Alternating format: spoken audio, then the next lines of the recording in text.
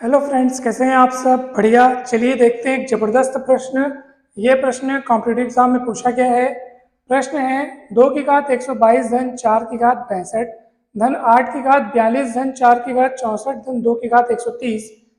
इस पूरे को निम्न में से किससे भाग देने पर शेषफल शून्य प्राप्त होगा। अर्थात ये पूछा जा रहा है कि ये जो पूरा लिखा हुआ है ये इनमें से किससे पूरा पूरा भाग चला जाएगा, क्योंकि पूरा पूरा भाग जाने पर ही तो शेषफल शून्य बचता है ना। शेषफल शून्य बच रहा है या शेषफल कुछ नहीं बच रहा है, इसका मतलब ये है कि पूरा पूरा भाग चला जाता है। और पूरा पूरा भाग किससे जाएगा ये हमको बताना है। ये आपके पास 4 ऑप्शन है। तो चलिए सबसे पहले तो हम देखते हैं कि हमको जो दिया गया है, ये जो एक्सप्रेशन, ये जो टर्म्स दिए गए हैं, 2 की घात 122, 4 की घात 62 है ना भाई, 2 की घात 122 धन 4 की घात 62 धन 8 की घात 42, 4 की घात 64 है, 2 की घात 130 है। अब सॉल्व कैसे किया जाए, कैसे पता चलेगा कि ये इनमें से किससे पूरा पूरा भाग जाएगा। तो हम एक काम करते हैं, सबसे पहले तो आप देखो 2 की घात 122 लिखा है ना, और ये 4 8 4, और ये हम देख रहे हैं कि इन सब को हम 2 के कुछ कुछ घात के रूप में लिख सकते हैं, क्योंकि 4 8 ये सब 2 के पहाड़े में आते हैं और ये 2 की कुछ न कुछ घाते हैं।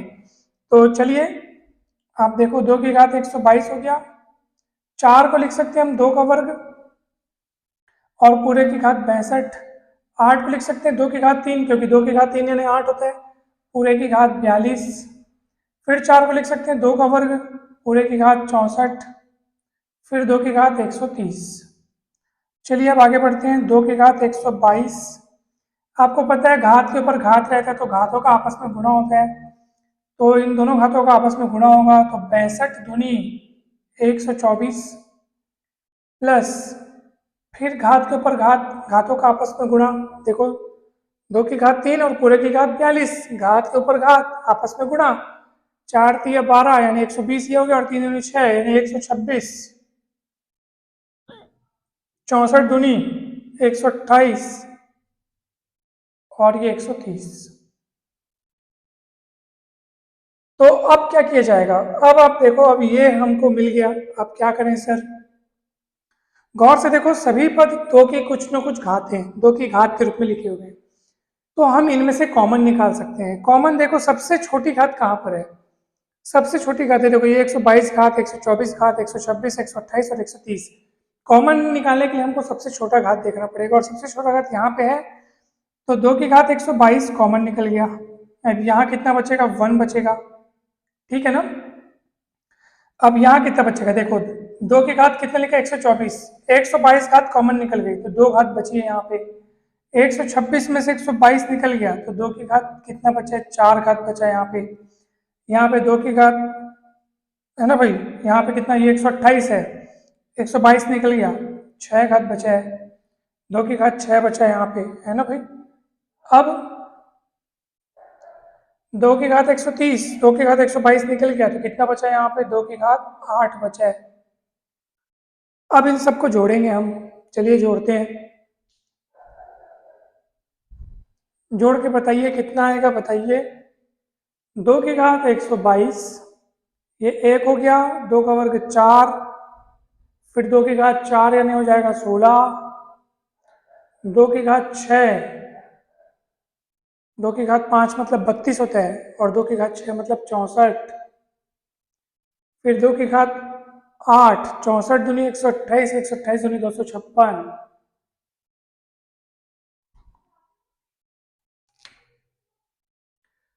अब इस ब्रैकेट के नंबर्स को जोड़ करके हम देखते हैं तो हमें क्या मिलेगा, चलिए पता करते हैं। देखो जब आप इनको जोड़ोगे तो 256 और 64 ये हो जाएगा आपका 320, 320 और 16 336, 336 4 340, 340 और 1 341। तो 341 आपको मिला है गुणे में। अब इस संख्या को हम देखकर ये आसानी से बता सकते हैं कि ये संख्या 11 से विभाज्य है, ठीक है। आप चाहें तो इसको 11 से विभाजित करके देख सकते हैं। 11 तिया 33, शेष पर बचेगा 1, इसको उतारेंगे, फिर 11 एकम 11, ठीक है, 11 से विभाज्य है। अब आप कहेंगे शेष पर बचेगा 0, मतलब 11 से विभाज्य। आप इसको लिख सकते हैं, इसको आप लिख सकते हैं 2 की घात 122 गुणित 11 गुणित 31, ठीक है ना। अब एक बात मेरे को बताइए, आप कहेंगे कि सर आपको कैसे पता चलेगा कि कैसे पता चला कि ये 341 11 से विभाज्य है, ये कैसे पता चला? तो देखिए 11 से विभाज्यता का एक सूत्र है, एक नियम है, आप इसको ध्यान रखें।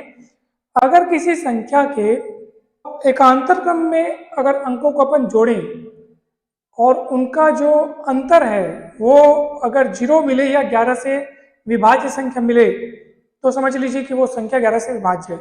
आप कहेंगे सर समझ में नहीं आया, मैं आपको एक एग्जांपल लेके समझाता हूँ, ठीक है। जैसे मान लो मैंने यहाँ पे कोई संख्या लिखी है 1 2 3 3 2 1, ठीक है। आपको एकांतर क्रम में जो संख्याएं आ रही है उनका योग लेना है और फिर उनका आपस में अंतर ज्ञात करना है, ठीक है। जैसे मान लो मैंने एकांतर क्रम बोलने का मतलब ये कि विषम स्थानों पर जो संख्याएं हैं, विषम स्थानों पर जो अंक हैं, आप उनको जोड़िए, फिर सम स्थानों पर जो अंक हैं उनको जोड़िए, फिर आपस में उनका अंतर पता कीजिए। अगर वो अंतर 0 या ऐसी कोई संख्या मिल रही है जो 11 से विभाजित होती है तो समझ लीजिए दी गई संख्या भी 11 से विभाजित होगी। जैसे देखो इसमें विषम स्थानों पर, विषम मतलब पहले तीसरे पांचवे, इन पर जो अंक है उनका योग क्या है चलिए देखते हैं।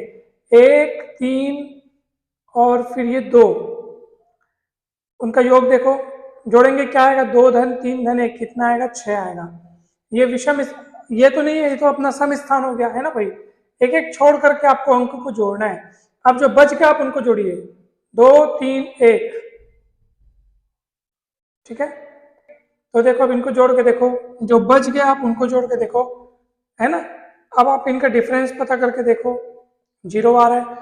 तो आप समझ गए होंगे कि पहले तीसरे पांचवे यानी विषम स्थान पर जो अंक हैं उनका योग और सम स्थानों पर जो अंक हैं उनका योग और फिर उनका आपस में अंतर निकालेंगे। तो वो अंतर अगर 0 आ रहा है या 11 से कोई विभाजित 11 से विभाजित होने वाली अगर कोई आपको संख्या मिल रही है तो समझ लीजिए कि दी गई संख्या 11 से विभाज्य है। और इसमें भी तो वही था, आप देखो ना, विषम स्थान मतलब पहला और तीसरा जोड़ो कितना आएगा, 1 और 3 को 4, और सम स्थान में केवल 4 है क्योंकि चौथा अंक तो कुछ लिखा नहीं है, तो ये 4, तो 1 3 4 और फिर ये -4, और कितना आ रहा है आपके पास देख लो, 0 आ रहा है। इसका मतलब ये 11 से विभाज्य है, और 11 से विभाज्य इसका मतलब उसको 11 गुणित कुछ कुछ करके लिख सकते हैं। तो 11 गुणित 31 इसको हम लिखे हैं। और सीधी सी बात है कि इस मतलब यहाँ पे हमको 11 मिल गया, यानी कि जो संख्या आपको दी गई थी उसको जिस रूप में व्यक्त किया गया है वहां 11 हमको गुणे में नजर आ रहा है। मतलब ये संख्या पूरी की पूरी 11 से विभाज्य, आप देख लो पूरी की पूरी संख्या 11 से विभाज्य। आप बटे 11 करके देख लो, ये कट जाएगा पूरा, 11 11 से कट जाएगा, ठीक है। देखो ना यहाँ 341 को देख के हम ये बात कह सकते हैं कि 341 11 से विभाज्य है, इसलिए पूरी संख्या भी किससे विभाज्य होगी, 11 से विभाज्य होगी। क्योंकि ये कौन है, ये इसी संख्या को तो इतने बड़े नंबर को, इतने बड़े एक्सप्रेशन को ही तो सिंप्लीफाई करके इस रूप में लाया गया है, और जिस रूप में उसको लाया गया उसमें जो एक संख्या है 341 वो 11 से विभाज्य है, इसलिए पूरी संख्या भी 11 से विभाज्य होगी। तो ये आपका ऑप्शन डी जो है वो करेक्ट आंसर है दोस्तों। बहुत ही सिंपल सा क्वेश्चन था, दिखने में देखो आप कितना कठिन दिख रहा है लेकिन बनाने में कितना आसान है। तो दोस्तों गणित के सारे ट्रिक्स और बेसिक को समझने के लिए चैनल को जरूर सब्सक्राइब करें।